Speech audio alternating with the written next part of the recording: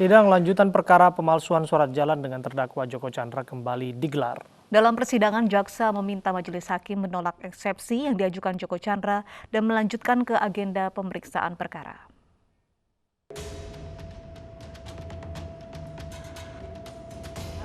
Sidang lanjutan perkara pemalsuan surat jalan dengan terdakwa Joko Chandra kembali digelar di Pengadilan Negeri Jakarta Timur.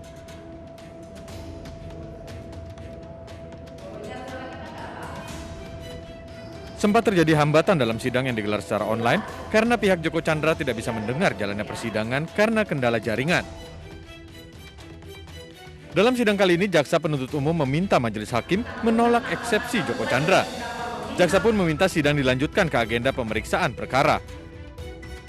Dalam eksepsinya, Joko Chandra menyebut jaksa tidak dapat menguraikan dan membuktikan peran serta cara dirinya dalam pembuatan surat jalan palsu. Sementara itu, jaksa membantah terkait surat dakwaan yang disebut tidak cermat. Jaksa juga menguraikan secara detail peran dan tindak pidana Joko Chandra.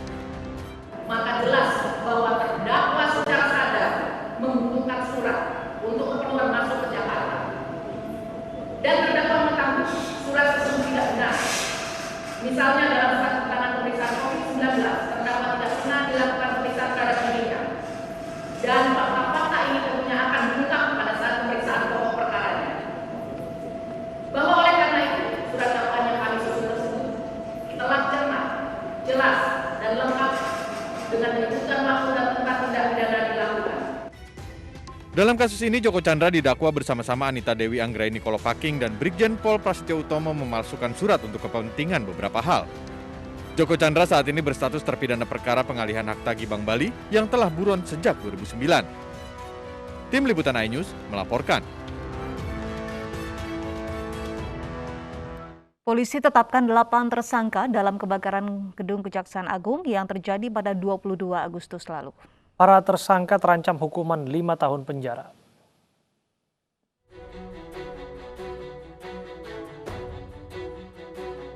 Badan Reserse Kriminal Polri menetapkan 8 tersangka terkait kebakaran Kejaksaan Agung yang terjadi pada 22 Agustus lalu. Status tersangka ini ditetapkan setelah pihak kepolisian melaksanakan gelar perkara yang digelar pagi tadi. Dalam gelar perkara ini, polisi memeriksa saksi dan melibatkan para ahli. Kesimpulan penyidik bahwa penyebab awal kebakaran di lantai 6 Aula Biro Kepegawaian adalah karena kelalaian dari 5 tukang yang bekerja di ruangan aula lantai 6 tersebut. Harusnya tidak melakukan kegiatan merokok karena tahu itu bahan berbahaya, tapi kemudian tetap melakukan. Kemudian ada yang bertanya, apakah rokok kemudian bisa menyebabkan kebakaran begitu besar? Kami sudah mendalami, melakukan koordinasi, melakukan pemeriksaan dan rapat dengan ahli dari UI, Pak Yulianto. Beliau melakukan percobaan, apakah memang rokok ini bisa menyulut api? Seperti kita ketahui, nanti akan dijelaskan oleh ahli bahwa open flame ini bisa disebabkan oleh bara api atau nyala api. Nah, kemudian bara api ini bisa berasal dari rokok, dan itu sudah dilakukan percobaan 2 kali oleh beliau, nanti akan dijelaskan bahwa dengan kandungan bahan-bahan yang ada di polybag di luar rantai 6 yang kemudian menyulut terbakarnya, ini yang bisa menguatkan kami bahwa tukang-tukang itulah yang kemudian menyebabkan terjadinya awal api di lantai 6 Biro Kepegawaian. Sebelumnya kebakaran meluluhlantahkan seluruh ruangan di gedung utama Kejaksaan Agung pada 22 Agustus lalu. Barreskrim Polri sudah mengirim surat pemberitahuan dimulainya penyidikan atau SPDP ke Kejaksaan Agung. Polisi menyebut ada dugaan unsur pidana dalam kebakaran. Berdasarkan hasil penyelidikan, kebakaran berasal dari nyala api terbuka dan bukan berasal dari hubungan arus pendek listrik. Polisi menjelaskan api berasal dari lantai 6. Tim Liputan iNews melaporkan. Benarkah faktor kelalaian pekerja renovasi gedung menjadi penyebab utama kebakaran Kejaksaan Agung? Sudah bergabung bersama kami Kadif Humas Polri, Irjen Pol Argo Yuwono melalui sambungan telepon, dan juga Koordinator Masyarakat Anti Korupsi Boyamin Saiman. Assalamualaikum, selamat sore Bapak. Waalaikumsalam, selamat sore. Saya ke Pak Argo terlebih dahulu. Pak Argo. Yuk. Ya Pak, langsung saja dari 8 tersangka saya ingin tahu yang merokok itu berapa orang Pak sampai terjadi kebakaran? Mungkin tadi sudah dijelaskan ya dalam rilis saya dengan Dirbidum Itu udah jelas sekali, step by step ya. Masyarakat udah banyak yang tahu. Jadi artinya bahwa tukang, ada berapa saat itu tukang tadi? Ada 5 kan gitu. Tapi tersangkanya ada berapa? 8. Jadi yang melakukan rokok ada 5 di sana yang melakukan kegiatan itu ya. Oke, apakah ada barang bukti Pak berupa puntung rokok atau pengakuan dari tersangka bahwa mereka lah yang menyebabkan nyala api terbuka? Tadi udah dijelaskan bahwa puntung rokok habis Mas. Namanya kebakar masuk. Ya tentunya udah habis, tadi udah jelaskan tidak ada namanya puntung rokok, semuanya udah jadi abu, udah habis, sudah bercampur. Tentunya tadi udah jelas dijelaskan kenapa bisa 5 orang itu yang dijadikan tersangka, ada keterangan saksi, ada keterangan ahli, dan juga ada petunjuk sana. Karena untuk mentersangkakan seseorang itu kan ada minimal 2 alat bukti yang cukup. Sudah kita temui, sudah kita dapatkan, dan kita juga sudah tadi jelaskan bagaimana ahli ya, sampai ada videonya, ada eksperimennya. Jadi semuanya pun kegiatan ini pun sudah kita koordinasikan dengan kejaksaan. Jadi semua kegiatan yang kita lakukan kita sama-sama. Jadi semuanya biar bisa tergambarkan kira-kira itu tersangkanya siapa. Sama tadi juga untuk gelar perkara sudah dapat 8 tersangka. Berarti sederhananya kesimpulannya tidak ada unsur kesengajaan di sana Pak? Sudah tadi dijelaskan pasal 188 perkara kelalaian ya. Makanya kita untuk kali dan 56 karena kelalaiannya, sehingga itulah pasal yang kita terapkan untuk para tersangka ini. Pak, di TKP kan juga ditemukan cairan botol yang mengandung unsur senyawa solar. Pak, itu apakah juga menjadi penyebab api yang bisa menyebar begitu cepat hingga menghanguskan satu gedung ini, Pak? Ya, tadi sudah dijelaskan sama Kapus Lapor dengan Direskrimum juga, ulang Dirtipidum, bahwa dari lantai 6 itu akhirnya bisa menjalar ke bawah, ya karena ada akseleran yang mudah terbakar, jadi mudah ke bawah. Kemudian juga ada namanya partisi-partisi yang dibuat ya di sana untuk ruangan-ruangan itu mudah terbakar. Jadi inilah yang menyebabkan menjadi mudahnya cepatnya kebakaran, karena misalnya setiap lantai itu ada tadi untuk pembersih itu mengandung solar ya. Mengandung solar otomatis dia akan mempermudah untuk menjalannya api dengan cepat ya, sehingga bisa kebakar seluruh gedung. Demikian. Pak Argo, tadi memang sudah dijelaskan, barangkali Bapak bisa menjabarkan kembali peran dari 8 tersangka, siapa saja mereka Pak? Ada petugas yang sedang memperbaiki partisi di ruangan lantai 6, di ruangan aula lantai 6, biro kepegawaian. Itu ada 5 orang ya, di sana ada memperbaiki partisi dan ada memperbaiki wallpaper di sana. Kemudian itu 5 orang itulah yang kita jadikan tersangka, karena titik api ada di sana, kita menggunakan secara ilmiah, satelit kita lihat di sana, sehingga bisa kita mendapatkan titik api dimulai dari lantai 6. Kemudian dari sana lantai 6 itu ada kegiatan, itulah yang dilakukan kegiatan di 5 orang ini yang melakukan kegiatan di lantai 6 ini. Kemudian kita cek lagi dari 5 orang ini siapa gitu ya. Oh ternyata dia adalah suatu kegiatan yang harus ada yang mengawasi gitu ya. Yang ngawasi siapa? Ya makanya tadi saya jelaskan, yang ngawasi ada tersangka U tadi yang tidak pernah hadir, yang seharusnya dia itu ada di situ, sehingga dia bisa mengarahkan, kemudian bisa juga untuk misalnya memberikan instruksi dan sebagainya untuk suatu kegiatan yang ada di lantai 6 tadi. Tapi dia datang, sehingga dia akhirnya kita jadikan tersangka karena tidak melakukan kegiatannya. Kemudian yang ketujuh itu adalah bagian PT-nya itu direktur dari PT itu yang ada melakukan suatu kegiatan di kejaksaan. PT itu kita jadikan karena dia itu menggunakan tadi minyak atau solar tadi, yang mengandung solar tadi yang digunakan untuk ngepel lantai, yang akhirnya menjadi akseleran untuk mempercepat kebakaran. Kemudian juga ada panitianya PPK itu yang dari pihak kejaksaan, yang inisial R tadi yang sudah kita tetapkan sebagai tersangka. Jadi ada kaitannya semuanya, mengalir semuanya, mempertanggungjawabkan akibat daripada kebakaran. Demikian Mas. Saya ke Mas Boyamin, tidak ada unsur kesengajaan dalam kebakaran gedung Kejaksaan Agung diakibatkan kelalaian pekerja renovasi. Apa tanggapan Anda, Mas Boyamin?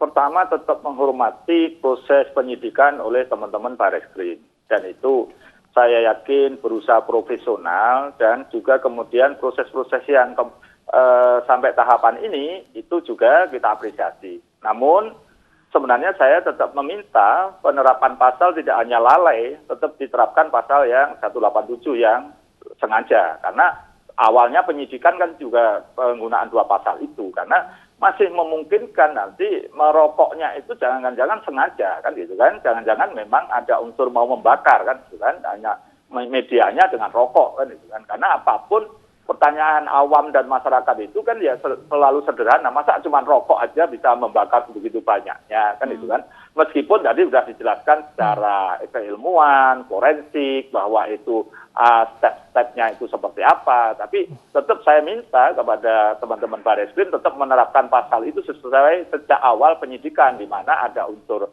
lalai ataupun unsur sengaja, dan itu nanti bisa saja nanti terbuka di pengadilan ternyata memang ada kesengajaan kan, bisa saja seperti itu, karena proses ini menjadi pertanyaan awam dan masyarakat awam itu kalau hanya rokok kok masa sampai seperti itu. Dan ini memang banyak rangkaian kenapa itu misalnya hari libur juga melakukan pekerjaan sampai sore, itu kan makanya tadi kalau toh itu dirunut sampai level misalnya PT, terus kemudian PPK-nya selain mandor itu kan ya itu sudah pas saja saya mengapresiasi proses-proses yang di teman-teman di penyidik Bareskrim sebagaimana dijelaskan dalam jumpa pers maupun yang barusan dijelaskan Pak Argo. Tapi apapun banyak hal yang juga masih banyak pertanyaan, ini kan saya berandai-andai kalau ini ada film pembunuh bayaran, apakah tidak memungkinkan ini juga ada pembakar bayaran yang karena saking canggihnya menjadi tidak bisa terlihat gitu kan, bisa saja seperti itu kan gitu kan. Tapi ini kan kita berandai-andai, tapi tidak usah dimasukkan hati Pak Argo. Jadi tapi justru penerapan pasalnya inilah yang saya tetap minta, karena apa? Kemarin kan sampai di DPR itu menyentil tentang ada OB yang uangnya 100 juta dan pernah didalami oleh teman-teman kan itu. Dan juga ada katanya pejabat tinggi Kejaksaan Agung yang pernah ada di situ sebelumnya misalnya begitu. Jadi ini saya yakin teman-teman di Bareskrim juga mendalami informasi-informasi ini. Jadi masih punya gambaran lah. Saya juga memang tidak berharap ini disabotase gitu Pak. Betapa rapuhnya keamanan kita sampai harus bisa disabotase. Tapi karena berbarengan dengan kasusnya Joko Chandra, maka setidaknya ada yang diuntungkan karena CCTV itu hilang, maka pergerakan orang-orang yang di situ itu menjadi hilang. Dan juga ada beberapa handphone dari orang-orang Kejaksaan Agung atau pejabat Kejaksaan Agung ada yang tertinggal dan ikut terbakar. Jadi ada menduga sederhananya ada kaitan yang jelas di sana antara kasus Joko Chandra dengan kejadian kebakaran ini? Ya, tidak harus berhubungan langsung, tapi setidaknya ada yang terselamatkan tanda kutip loh ya, karena CCTV-nya jadi kebakar semua kan, jadi pergerakan orang yang pernah ketemu oknum jaksa PSM yang sekarang tersangka itu dengan saksi R misalnya kan tidak ketahuan. Terus kemudian meskipun ada bukti yang lain bisa lah, tapi kan menjadi hilang informasi itu. Atau oknum jaksa PSM ini pernah menemui siapa aja di gedung yang terbakar itu gitu kan, karena bisa rangkaian ada pernah saya masukkan ke KPK itu kan ada istilah kingmaker, ada bapakku, bapakmu, dan kemudian lima inisial itu kan. Jadi ini masih memang ya apapun kecurigaan itu akan masih tetap muncul gitu. Tapi apapun saya yakin teman-teman kepolisian masih profesional dan tetap akan profesional dan membuka segala hal, kemungkinan itu akan kemungkinan ada data baru nanti masih bisa dibuka lagi gitu. Jadi tidak menutup kemungkinan dan tidak mencukupkan sekarang bahwa ini hanya lalai. Saya yakin tidak akan begitu. Baik Pak Argo, bagaimana menjawab kemungkinan dan kecurigaan yang disebutkan Mas Boyamin tadi? Terima kasih Mas. Di Solo ini oleh jauh-jauh ini ya. Jadi gini, tentunya terima kasih atas apa yang disampaikan, dan penyidik juga artinya bahwa nanti misalnya ada fakta baru, hukum baru, dan juga menemukan bukti-bukti baru yang tentunya tidak menutup kemungkinan bisa dilakukan juga. Nggak masalah. Apa yang kita on the track, apa yang ada sesuai dengan fakta di lapangan, sesuai dengan mana fakta yang ada, kita nggak masalah. Siapapun yang terlibat akan kita proses. Demikian Mas. Tapi Tapi Pak Argo, apakah cleaning service yang memiliki saldo ratusan juta rupiah itu juga sudah dimintai keterangan, diselidiki begitu? Sudah ya, sudah. Itu untuk sementara kita belum ada kaitannya dengan apakah itu dapat bayar atau tidak, itu tidak ada kaitannya. Tapi kita tetap tidak percaya begitu saja, namun tetap kita masih dalam satu pengidentifikasi, sehingga nanti biar kalau memang dikemungkinkan ya misalnya ada suatu bencana baru pun misalnya akan kita terapkan, kita proses demikian. Baik Pak Argo, Mas Boyamin, kita tahan dulu, ini ada informasi kebakaran gedung utama Kejaksaan Agung dinilai janggal. Anggota DPR Komisi 3 fraksi PDI Perjuangan, Arteria Dahlan, sempat mempertanyakan kebenaran isu saksi cleaning service yang memiliki rekening lebih dari 100 juta rupiah.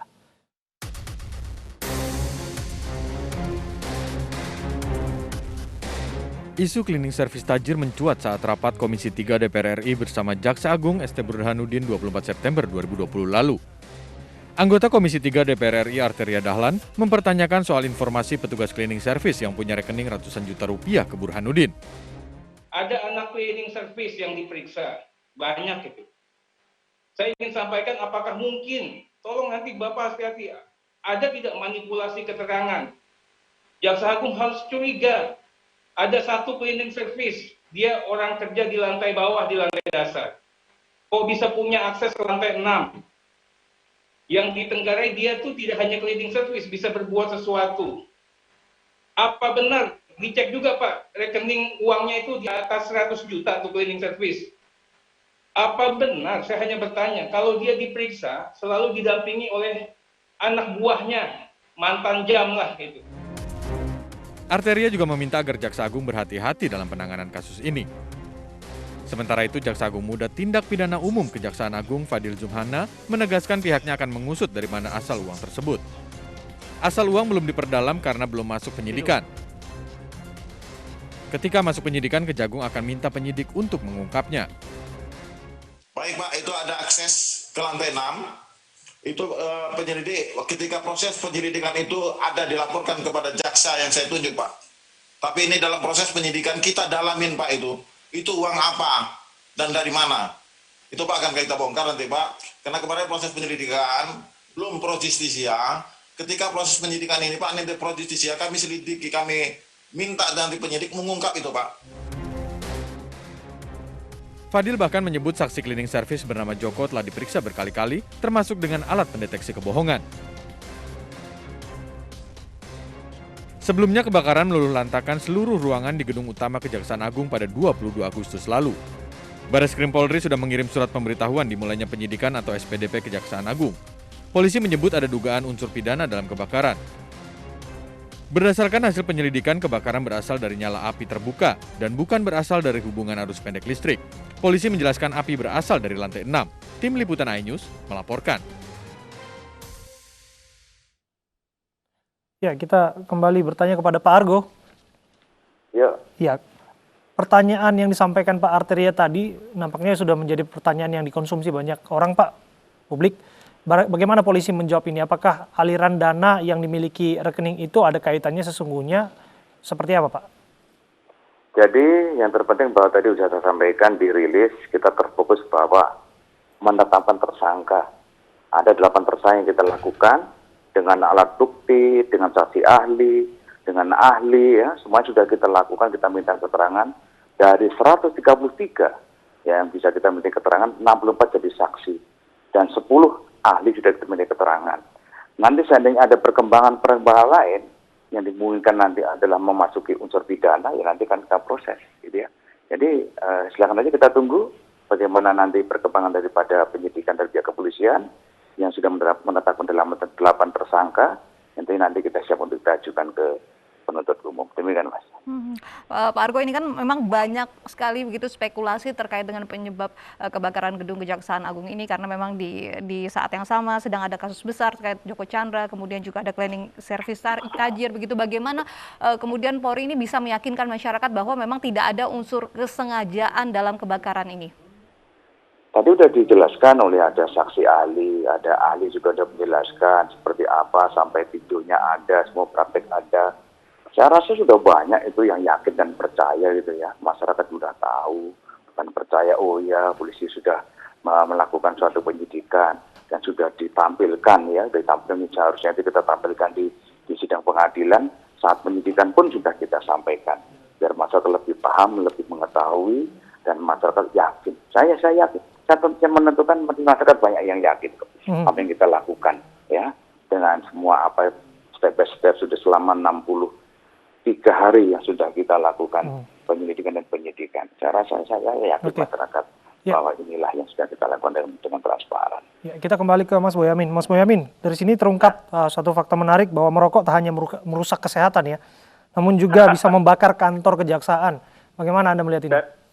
Saya seumur-umur tidak merokok, jadi saya sekalian kampanye anti merokok sekarang ini. Jangan merokok, itu aja. Nah, sisi lain, memang tetap pada posisi apapun, teman-teman kepolisian itu saya yakin juga sudah profesional, termasuk diantaranya dulu kan awal-awal ada yang statement bahwa itu karena konsleting gitu kan. Nampak kemudian seperti menyalahkan konslet gitu kan. Dan kemudian teman-teman kepolisian bisa mengatakan itu open flame, bukan karena konslet gitu kan. Karena saya juga waktu itu awal-awal bertanya kepada pensiunan PLN, apakah seperti itu konslet. Dari luar aja bukan konslet Mas itu, sudah ya saya yakin. Nah, terbukti kan bukan karena konslet gitu. Jadi di sini saya yakin teman-teman kepolisian membuka semua opsi, kira-kira seperti tadi yang paling tinggi kalau film itu kan ada pembakar bayaran kan itu kan. Nah, pembakar bayaran ini bisa aja kemudian melalui tukang yang ngecat, tukang yang ini bisa aja kalau dalam film loh ya kan gitu kan, penyusupan, penggalangan seperti apa kan gitu, karena apapun ini gedung negara gitu kan, ada sabotase di situ gitu kan, bisa jadi orang luar negeri kepentingan yang lain, ternyata ada urusan kejaksaan itu menangani kasus-kasus sengketa dengan perusahaan asing dan perusahaan asingnya kemudian tidak nyaman, bisa aja sampai di level-level itu. Tapi yang kedua juga, terus terang aja Pak Argo, saya selaku pengamat gitu kadang-kadang gitu kan, bahwa kepolisian itu kadang-kadang ada sedikit ewuh-pekewuh dengan jaksa. Jangan sampai ini gitu kan, saya sampaikan aja biar tidak di belakangnya Pak Argo saya bicara, di depannya Pak Argo saya bicara. Ini tetap dibuka kemungkinan jangan sampai ini karena ewuh-pekewuh kemudian seakan-akan ada titik kompromi, dan itu nanti akan bisa terbuka loh Pak Argo. Jadi ini semua opsi saya yakin ini harus tetap dibuka itu kan. Jangan sampai ini karena kepolisian kemudian ewuh-pekewuh dengan kejaksaan ada hal-hal yang kemudian ditutupi itu loh. Itu hanya kecurigaan Pak Argo, tidak perlu dijawab itu. Saya yakin teman-teman kepolisian itu membuka opsi itu juga. Dan kemudian juga terakhir adalah pada posisi apapun begitu kepolisian harus tetap pada posisi kecurigaan itu tertinggi adalah sebagaimana tadi misalnya lie detektor segala macam, dan juga harus diungkap peran masing-masing. Seperti tadi pertanyaan masa 5-5-nya merokok semua kan itu kan. Nah, nanti harus diungkapkan bahwa yang merokok misalnya 2, yang 3 orang tadi misalnya kemudian membiarkan yang lain merokok, dan kemudian ketika mulai kebakaran malah saling menyelamatkan diri misalnya, tidak berusaha memadamkan api misalnya, kan gitu kan, terus kemudian tidak mengamankan yang lain. Karena awalnya kalau tidak salah ada yang berusaha menyelamatkan dengan berusaha memadamkan api, tapi malah tambah membesar misalnya, kan gitu kan. Jadi ini barangkali ke depannya harus diurai betul proses-proses itu dari penyidikan yang dikembangkan nanti, kan gitu kan. Masing-masing peran itu bisa terungkap yang lebih jelas. Itu aja permohonan kami Pak Anto. Oke, terima kasih untuk waktu Anda berbincang bersama kami, Koordinator Maki Boyamin Saiman, dan juga Irjen Pol Argo Yuwono, Kadif Humas Polri, sudah berbincang bersama kami. Calon Wali Kota Medan Bobi Nasution temui lansia yang mengaku diancam keanggotaan BPJS Kesehatannya dicabut. Informasi selengkapnya akan kami hadirkan usai jeda berikut ini.